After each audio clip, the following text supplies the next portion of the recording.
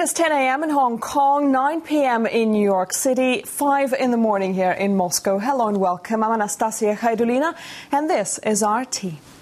The Russian markets are trading in the afternoon. That's a good sign in itself. They have suspended trade earlier due to massive sell-offs. To Paula now. Paula, what's the mood the morning after? Mr. Rutland, how exactly do you choose your targets? Serbia has vowed never accept Kosovo's independence. Now we're talking about state sovereignty here, national pride, a matter of principle. So how are the Serbs bracing themselves for the news? Our correspondent William Dunbar is following the events in Tbilisi. He's joining us live over the phone right now. So, William, what does the state of emergency actually mean? But what we need to do is get through this year.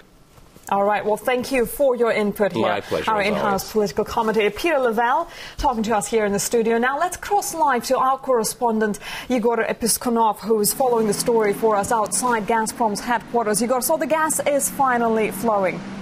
Another day of political deadlock is over, yet no tangible solution for the parliamentary crisis in Ukraine is in sight. Well, we've just been told that there's still more than 100 people waiting out the other side of the Eres crossing tunnel where I am right now, trying to leave Gaza. Well, this is the first time since the siege of Skinvali that non-Russian journalists were allowed into the city. Well, this is the first image that we're greeted with, Georgian tanks destroyed to the core. We saw some smoke coming out from those villages. We saw some traces of what looks like human blood, and now we're getting a glimpse of what it looks like outside the controlled areas. Cuba has never seen devastation like this. Roofs blown off, trees overthrown, 500,000 houses need rebuilding, and the reconstruction here has never been so slow. The Cuban government blames it all on the U.S. embargo.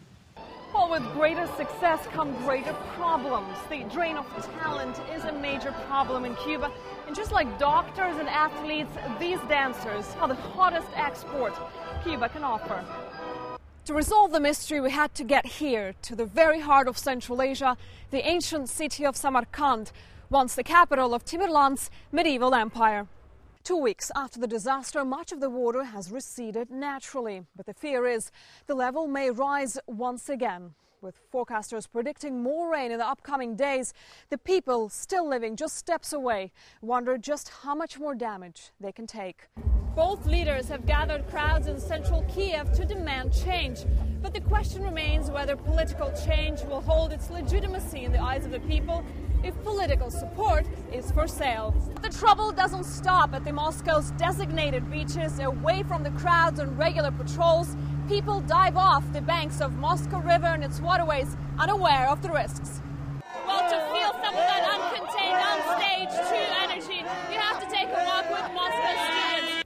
Well, this is about as close as we could get to wild flamingos. There are about 500 of them over there. Human rights groups say the situation in Ingushetia is getting out of control. Even the president of Chechen Republic, Kadyrov, offered help. The city, like most of Kosovo, is controlled by the UN. But on the other side of these white and blue fences, the mood is less diplomatic. They say yes to independence, but write no negotiations. And among their supporters, they're supposed to feel safe, but instead, they say they're strangers in their own home. President Medvedev is expected to announce his anti-corruption plan this week. But bearing in mind how deeply the disease seems to have taken root in Russia, the hope is the proposal will be more than just a talking cure.